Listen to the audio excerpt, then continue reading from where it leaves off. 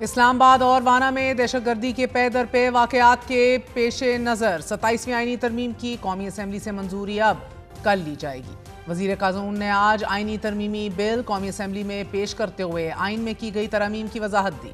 अदालत के suo motu इख्तियारात के खात्मे की वजाहत देते हुए वज़ीर कानून का यह कहना था कि माजी में अज़खुद नोटिस का बेजा इस्तेमाल किया गया और मामूली बातों पर भी सुओ मोटो नोटिस लेकर वज़ीर आज़म को घर भेज दिया गया।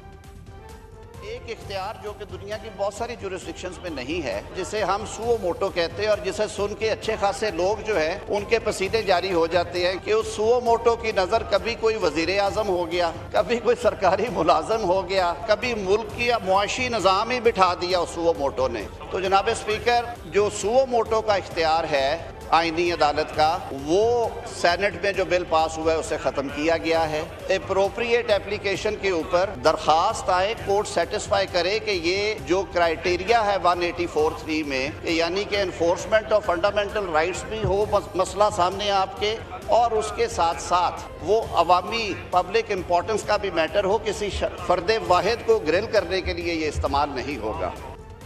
वज़ीर कानून ने जजेस तबादले के हवाले से आर्टिकल 200 का हवाला देते हुए वजाहत भी दी कि आर्टिकल 200 में तरमीम करके जजेस तबादले का इख्तियार जुडिशल कमीशन ऑफ पाकिस्तान को दे दिया गया है और जज के इनकार पर जुडिशल कमीशन जज को तलब करके इनकार की वजह पूछेगा।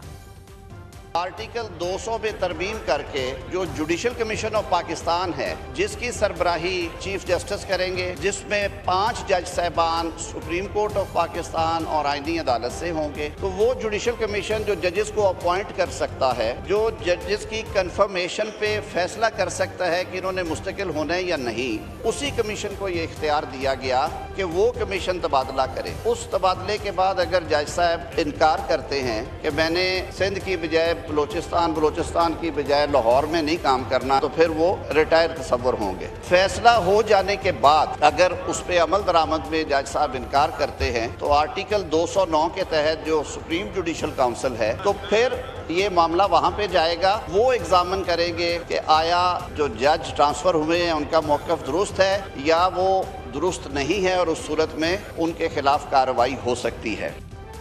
आजम नज़ीर तारड़ ने फ्लोर ऑफ द हाउस पर जुडिशल कमीशन की हैयत, आईनी बेंच के सरबराह और चीफ जस्टिस के इख्तियारात का भी बड़ी वजाहत के साथ अहाता किया। जो हमारे मौजूदा चीफ जस्टिस पाकिस्तान हैं, क्योंकि वो सीनियर हैं इन रैंक, तो वही जुडिशल कमीशन ऑफ पाकिस्तान के सरबराह हैं, वही सुप्रीम जुडिशल काउंसिल के सरबराह हैं। फैसला इसके मुताबिक ये है कि जो दीगर जिन जगहों पे भी वो सरबराही कर रहे हैं, उसके सरबराह मौजूदा चीफ जस्टिस ऑफ पाकिस्तान या अफरीदी साहब भी रहेंगे। और आइन में ये तजवीज़ कर दिया गया है कि आइंदा के लिए इन दोनों अदालतों के चीफ जस्टिस साहिबान में से जो सीनियर होगा तो वो उसकी सरबराही किया करेंगे। 5 रुकनी जो जजेस का जो पैनल होगा, chief justice supreme court of Pakistan, chief justice federal constitutional court of Pakistan, और दोनों अदालतों के सीनियर प्यूनी उसके रुकन होंगे। 5वें जज साहब का इंतखाब वो दोनों चीफ जस्टिस साहबान रजामंदी से करेंगे। अगर नॉमिनेशन नहीं हो सकती तो उस सूरत में मामला कमीशन को सौंपा जाएगा, वो नॉमिनेट कर देंगे। और जो ये इबहाम पैदा किया जा रहा है कि इनमें से सीनियर चीफ जस्टिस कौन होंगे, उसको भी यहाँ पे देखा गया है और उसका हल दिया गया है। मौजूदा चीफ जस्टिस पाकिस्तान जस्टिस या अफरीदी साहब जो हैं, वो ही इन जो आइनी कमीशंस हैं, इदारे हैं, उनकी सरबराही करेंगे। तफसीली इस वजाहत के बावजूद मगर अपोजिशन जमातों ने आईनी तरमीम को मुस्तरद करते हुए एहतजाज किया। चेयरमैन तहरीक इंसाफ बैरिस्टर गौहर खान ने सदर मुमलिकत को ताहयात इस्तिस्ना देने की तरमीम पर शदीद तनकीद करते हुए कहा है कि दुनिया के किसी भी मुल्क में सदर को लाइफ टाइम इम्यूनिटी हासिल नहीं है। अगर आसिफ अली जरदारी बेकसूर हैं तो अदालतों में जाकर बताएं। दुनिया के किस सदर के पास इम्यूनिटी होती है? बताएं, आपके 15 सदर गुजर गए, कौन सा सदर है जिसके पास समन जा चुका है? कानून के सामने जवाबदेह होने ही कानून की बालादस्ती है। हम इनको कानून के कटहरे में लाएंगे और इंशाअल्लाह होके रहेगा। कल भी अपोजिशन की जानिब से सदर मुमलिकत के इस्तिस्ना को हत्वे तनकीद बनाए जाने पर राजा परवेज अशरफ ने तहरीक इंसाफ को आड़े हाथों लिया और तहरीक इंसाफ को आइन शिकन पार्टी करार दिया। आप तो आइन शिकन लोग हैं, आप किस राह में कह सकते हैं? हम तो आइन बनाने वाले हैं, आइन का तहफ़्फ़ुज़ करने वाले हैं, आइन की हिफाजत करने वाले हैं और आइन पर चलने वाले हैं। आप पाकिस्तान के दफा के दुश्मन लोग हैं। आप पाकिस्तान की फौज के खिलाफ गलत बातें इस्तेमाल करते हैं। आप हिंदुस्तान के साथ याराना निभाते हैं। आप वही बोली बोलते हैं जो हिंदुस्तान बोलता है पाकिस्तान की फौज के बारे में। अगर आप गालियां देंगे तो गाली का जवाब गाली आएगा। आपने इमरान के लिए क्या किया है? कुछ किया है? क्या किया है? आपने उसको अंदर करा दिया। वो बेचारा गैर सियासी आदमी था। आप जैसे जिसके साथी हो उसको दुश्मन की जरूरत नहीं है। सच्ची बात।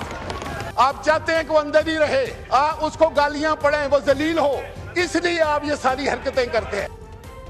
ऑपोजिशन ने आईनी तरमीम के वोटिंग अमल में हिस्सा न लेने का ऐलान कर रखा है, लेकिन आज मौलाना फजल रहमान ने अपनी पार्टी को हदायत जारी कर दी हैं कि नेशनल असेंबली में आईनी तरमीम के खिलाफ वोट दिया जाए।